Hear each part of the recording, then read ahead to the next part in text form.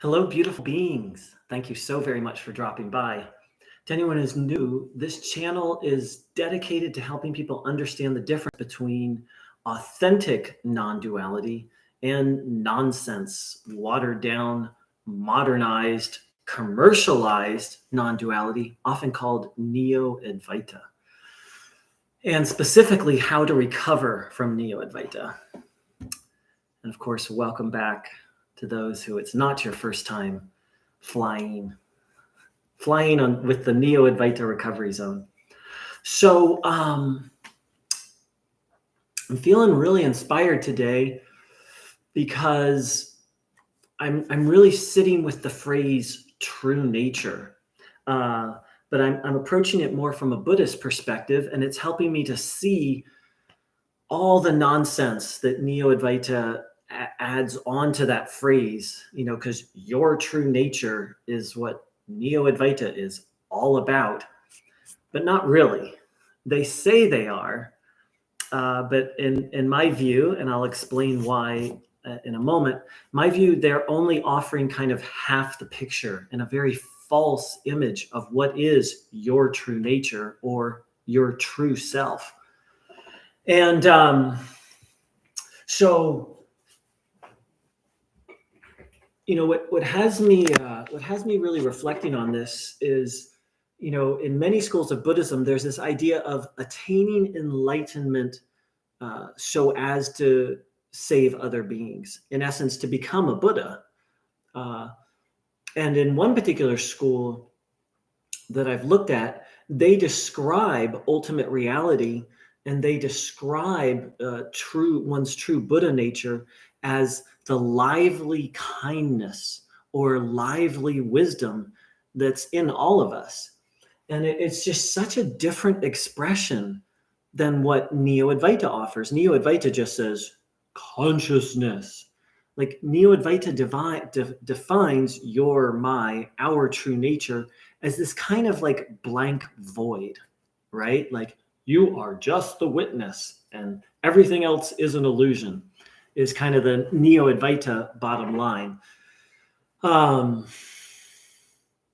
in this one particular school of Buddhism, what a beautiful definition, the lively wisdom, the lively kindness. And they even made it not esoteric. In this school, they said the lively wisdom and kindness that lives through and in common people. And by common, they mean people who are not spiritually educated, who are not intellectuals, just that inherent goodness. But specifically the word lively.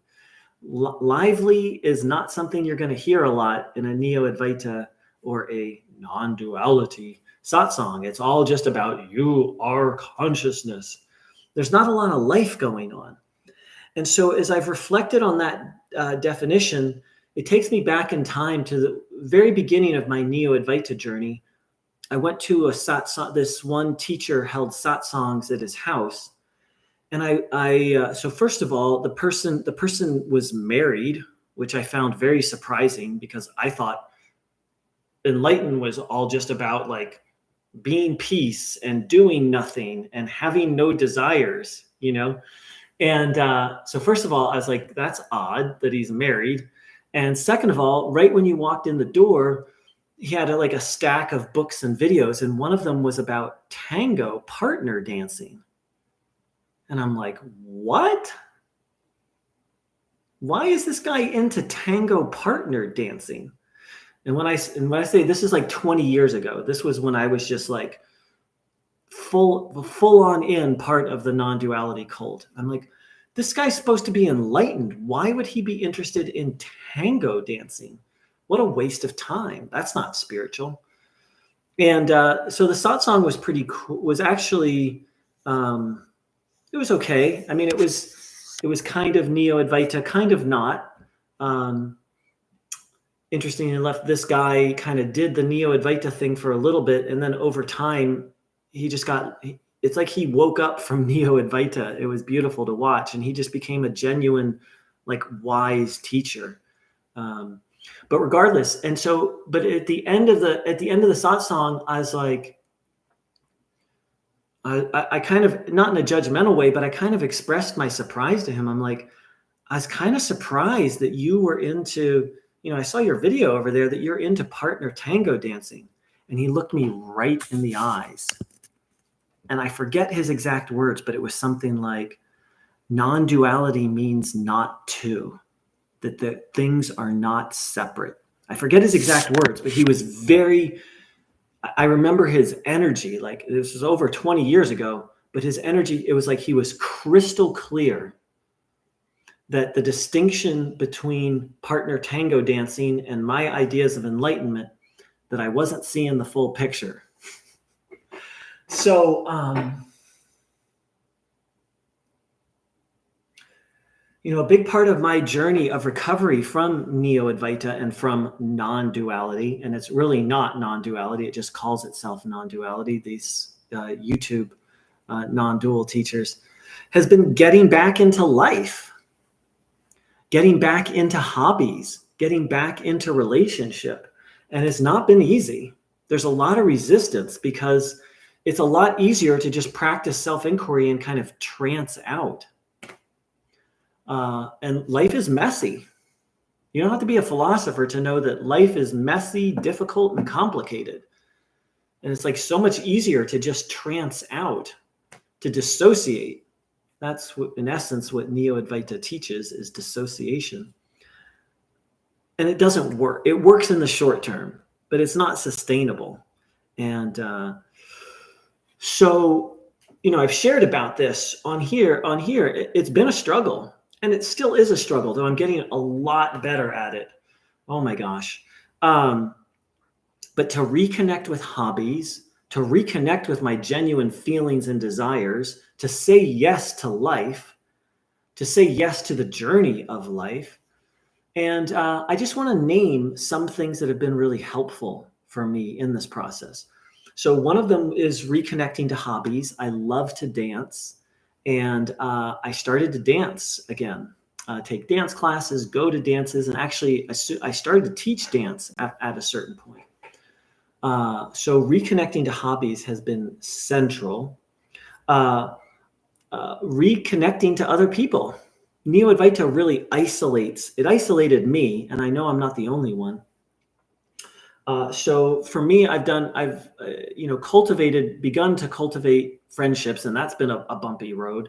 But a big way that I found connection with other people was support groups. I've shared that I've gone to 12-step programs and for addiction recovery, and something called Dharma recovery, which is also addiction recovery. And so finding groups that are both spiritual and honor authenticity and emotions. And it's not easy to do. Most spiritual groups don't want to talk about emotions. And most people who are into authenticity and whatnot don't necessarily want to talk about spiritual things. So finding sort of balanced groups. And I found some of that in 12-step meetings, in Dharma recovery, in this program called Smart Recovery. And now a big edge for me is doing journaling. Journaling is an amazing way for me to get in touch with my real self. And I don't mean that in any mystical sense of the word. And just like, how am I feeling today? Like if I'm feeling grumpy about something, to just write about it and give that some space and air, kind of air it out. And if I'm feeling really excited about something, to give that some time and attention. And it's not easy. It's uncomfortable. The human heart, I believe, ultimately is beautiful, but my heart has all sorts of hurts from the past and confusion. So it's kind of this process of unwinding. There's that, you hear it often in Buddhist communities about the layers of the onion. Well, I can speak to that. And in myself, I also have trauma healing. I have immense trauma from my past, which is part of what drew me to Neo-Advaita. Just like, you don't have to deal with your past. Like, just inquire. And again, that always worked in the short term, but never worked in the long term. Rowan Growin. Love the name. Thanks for saying hi. I think you said hi before. And at a certain point, I actually went and hired professional cuddlers. There are people out there who do professional, platonic, non-sexual cuddling. Clothes stay on. You don't touch the erogenous zones. And that was very profound and very sweet. And I did that quite regularly for a while, and I've actually started again to reconnect to, because for years I lied to myself and I was like, enlightenment is the most important thing to me, when actually it isn't. Like, the most important thing to me are relationship, creativity, and following my passions. And it's still hard for me to say that, because Neo-Advaita really brainwashed me, and then I brainwashed me to think that everything other than enlightenment was meaningless. So those are some things that have been really helpful to me. Obviously, I've shared a lot about just exiting Neo-Advaita and disentangling the Neo-Advaita web. And now my focus is on more of the healing. My view is that I went very deep down the Neo-Advaita rabbit hole. And for anyone who goes deep down the hole, that it full on is a traumatic experience. Not in the normal sense of the word. Normally trauma is like, you get beat up or something really bad happens.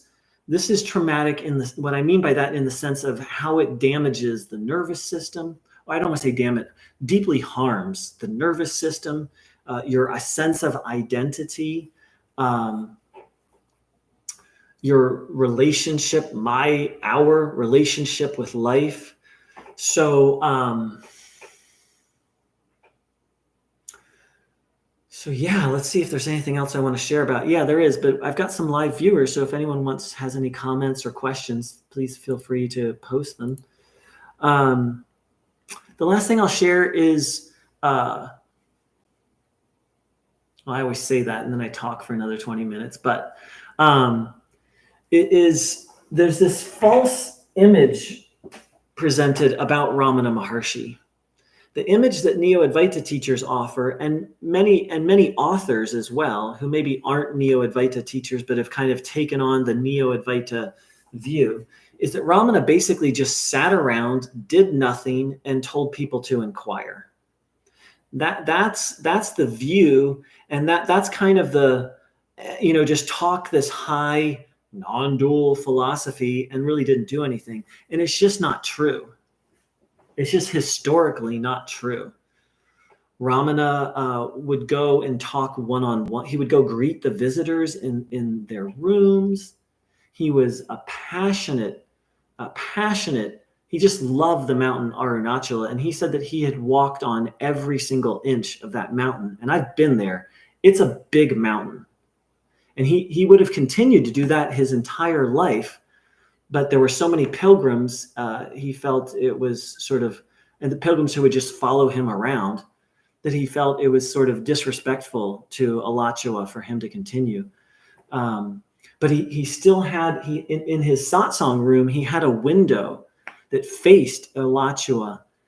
And his devotees said many times he would just stare and look out that window with so much love. And he was a poet. He was a jokester. He would make jokes often. Sometimes he was silent. Sometimes he wouldn't say anything. He would answer the same question differently to different people. He didn't give talks or preach. He connected one-on-one with people. And I think maybe that one of the two very telling aspects of Ramana's personality is, one, he was very involved with the kitchen and making sure that things flowed in the kitchen. And in the kitchen so in any Indian temple, they always prepare food for the visitors. Like, it's just tradition. There's like, if you show up at an Indian ashram or a traditional Indian temple, you will be fed. Sometimes it depends on the time of day. Sometimes it doesn't matter when you show up. Like, food will be given to you. And so he was very involved in the management of the kitchen. And he also, on the day after Gandhi's assassination, a reporter went up to him and said, how do you feel? How are you feeling, good sir? And his response was, and this is almost a direct quote, I'm going from memory, but it's almost a direct quote, is, what does it matter what I'm feeling? We are all mourning here. And then later that day, when the radio station played Gandhi's favorite bhajan, favorite devotional hymn, tears just flowed down Ramana Maharshi's eyes. So he was very, very sad by the loss by Gandhi's assassination. Did he suffer over it? I don't believe so, but I don't know that. But from what I've read, he was absolutely sad and deeply moved. And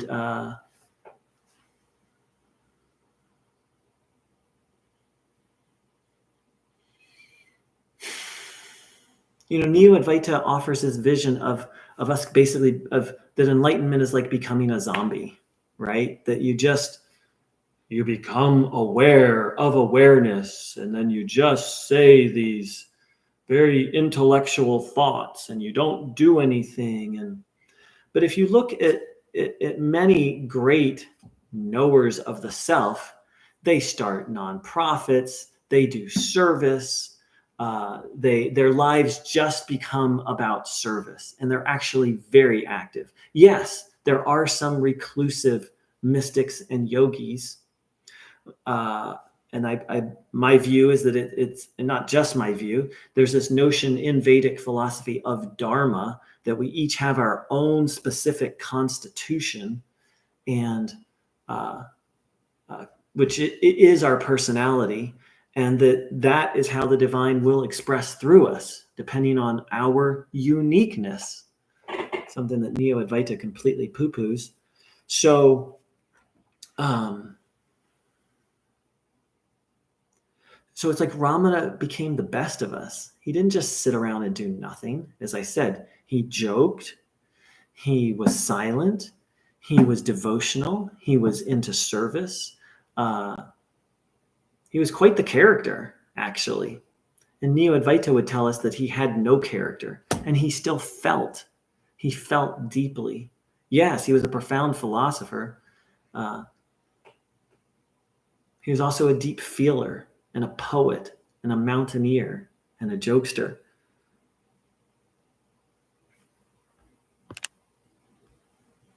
Growing.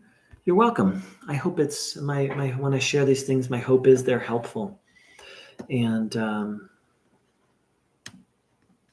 so last but not least, so Ramana died of cancer, or you could say he left his body because of cancer. And,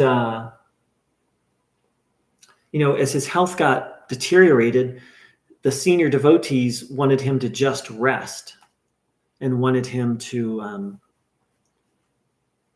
in essence, do nothing and just rest. And Ramana refused. Ramana wanted to continue to give darshan, to give blessing to all the people who came. And on the day that he died, he continued to give darshan as he was literally dying up until 2 hours before he left his body. He continued to do service. Can you imagine?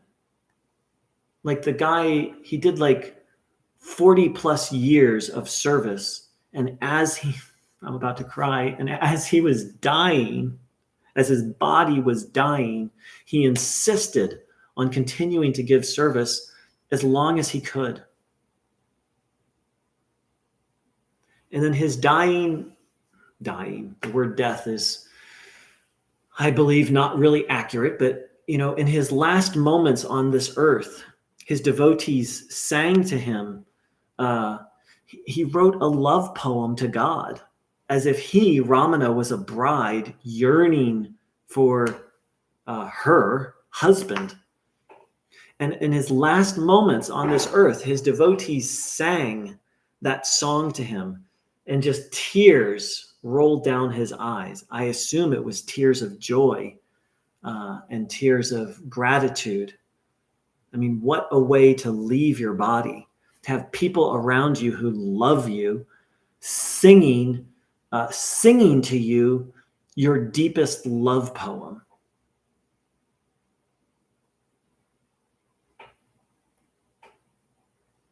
That's poetry. That's a full life. Like, yes, Ramana did not take a wife and had a family, but that dude lived a full life.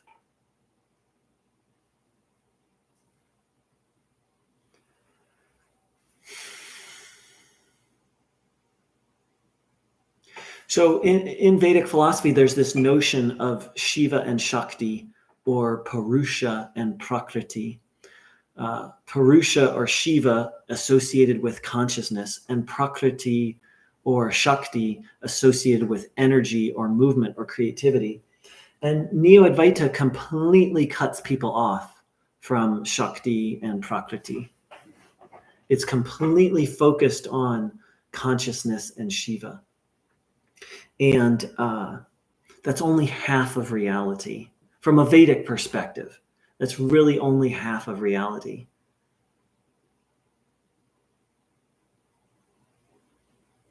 And to go back to the satsang teacher who I went to, and I was like, why are you into partner tango dancing?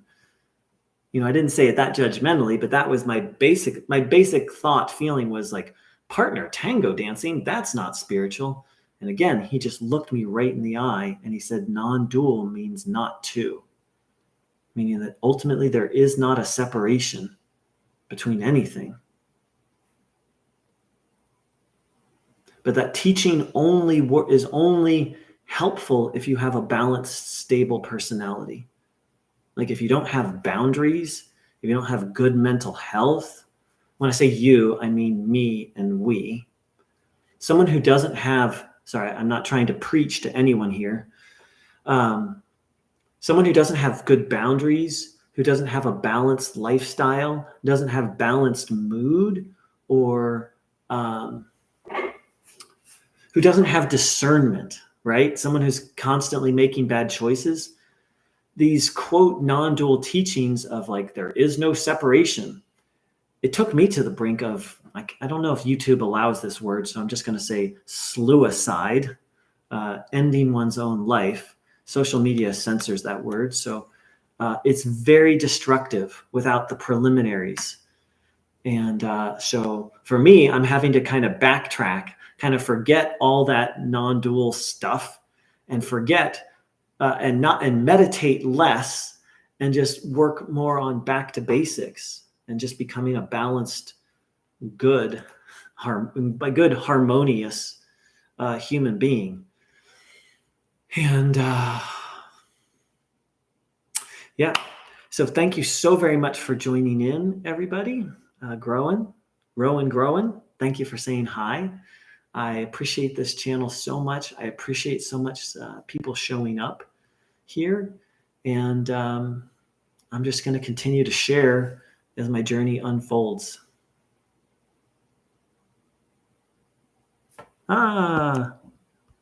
Paul. Hi, Paul. That's actually my middle name. Short version, Paul, I talked about how Neo-Advaita or Neo-Non-Duality basically cuts you off from your personality and cuts you off from your life. And good news is you can go back and watch the rest of this. And I shared a little bit of my journey of coming, hey, Mew, my journey of coming back to life and embracing life and discontinuing spiritual bypass, and some things that have been helpful for me in that. And so I always mean to say this at the beginning, but maybe I can learn to say it at the beginning and the end. I am not a guru. I am not enlightened. I don't know it all. Not that any of you think that, but I just want to be crystal clear.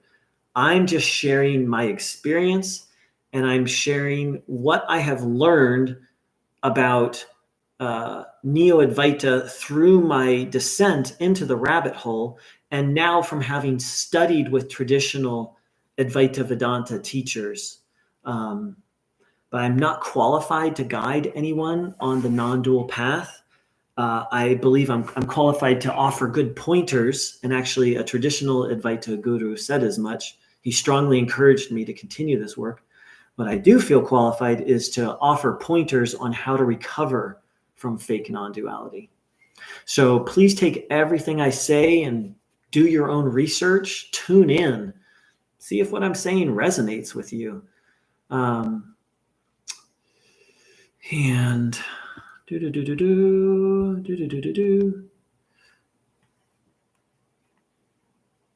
a grain of salt. Oh, thank you, Paul. Descent equal dissent. Well, I've had to do some descending. I did too much ascending. You could say went too far up the mountain. You know, it's interesting. I was just watching, people who hike Everest and do high mountain climbs. If you're not properly prepared for that, you will die. If you're not properly prepared physically and equipment wise, and you try and do a major peak like Everest or something like that, there's two things. One or two things is going to happen. You are going to die, or someone's going to save your life. Because trying to ascend too high to a mountain without proper, and I won't just say physical, emotional, mental, and then logistical. Like, you got to have the right equipment, and you got to have the right inner preparations, or you will die unless someone saves you. Like, that's just the facts of life. And I believe that's a very both. I think that reality speaks very clearly to what happens, to someone who goes too far up the I always say down the Neo-Advaita rabbit hole, but let's face it, because, Neo-Advaita is about dissociation, too far up the Neo-Advaita path without, and as I've shared many times, the most popular Neo-Advaita teacher on the planet has had people take their lives at this person's ashram. It is deadly. It's maybe not as deadly as climbing a literal mountain, but right here, right now,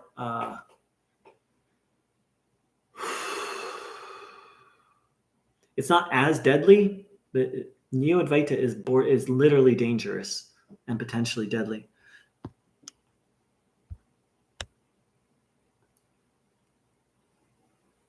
I currently don't do regular satsangs or meetups.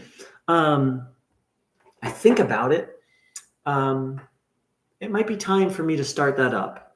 I've done one.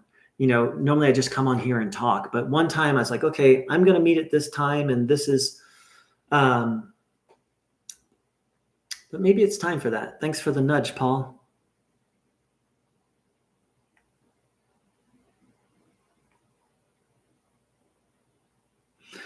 All right, beautiful beings. I need to pause here.